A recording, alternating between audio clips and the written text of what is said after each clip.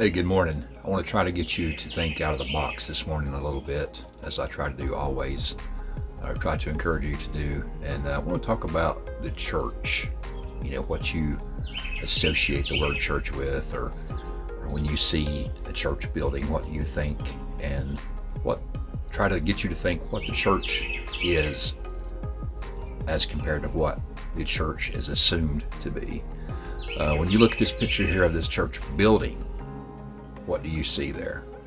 I drive by this building every day on my way to work, and I see that cemetery. And I think there's an analogy there. The parking lot's half empty on Sundays. It sits there the rest of the week half empty. And the tombstones to me remind me of death, obviously. And a lot of times I think that goes hand in hand. The church sits there, and it's really not the church that sits there, it's the empty building, the shell where people meet. So here's another sign we see a lot, and there's a whole lot I can say about this sign here. That, is this really how we approach people? Do we need to change the way we approach people here? But getting back to the first subject here, let's talk about Acts chapter 2. The church began, Acts chapter 2. So I want to read a few verses here from Acts chapter 2, starting at verse 12, or actually 44. Verse 44 says, all the believers were together and had everything in common.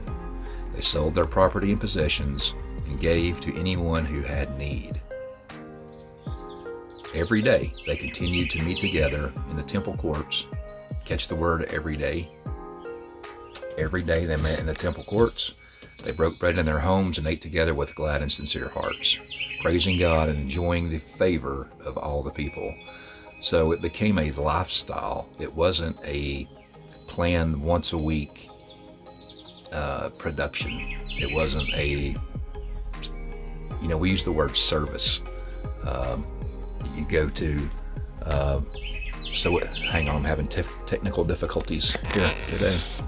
So it's church service is not a production. It was never meant to be a production. Maybe when the Pharisees were predominant back in the day, it was more of a production. It was about how you dressed, how you looked, how many steps you walked a day on the Sabbath and all of that. Well, all that's changed. So anyway, the church is family. The church is the moving, living, breathing believers that walk about the earth on our jobs, who have Jesus living in us, and we're shining the light on a daily basis. What can you do?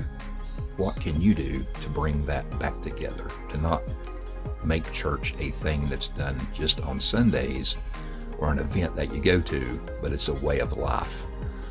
Also, this sign that I wanted you to think about here, does that really help? Does posting these signs really help that much? First of all, who is ye? If I was a non-believer, I would think, who is ye, and what does he need to be saved from? Our approach is way off sometimes. First, and a lot of times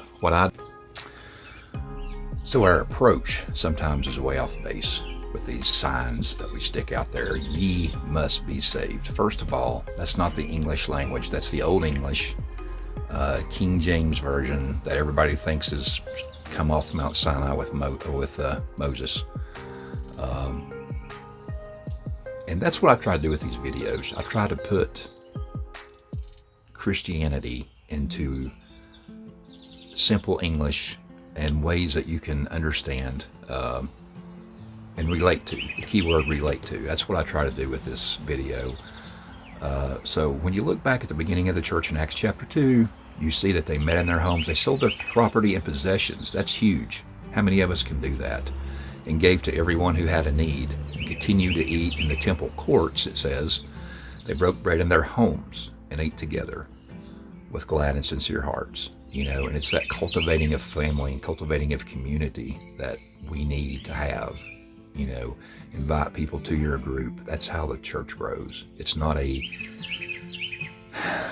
production. I'll say that word again. A lot of times it's a production. You walk in the door, they hand you a bulletin. It's kind of like you go to a play and you get a program. Oh, this is what's going to do. We're going to do this, X, Y, and Z, sing this. Have you ever thought about what a call to worship is? Do you ever see that in the Bible where it says when we get together we have to have a call to worship? I mean, is that man-made or what? Think about it. No, seriously, think about it.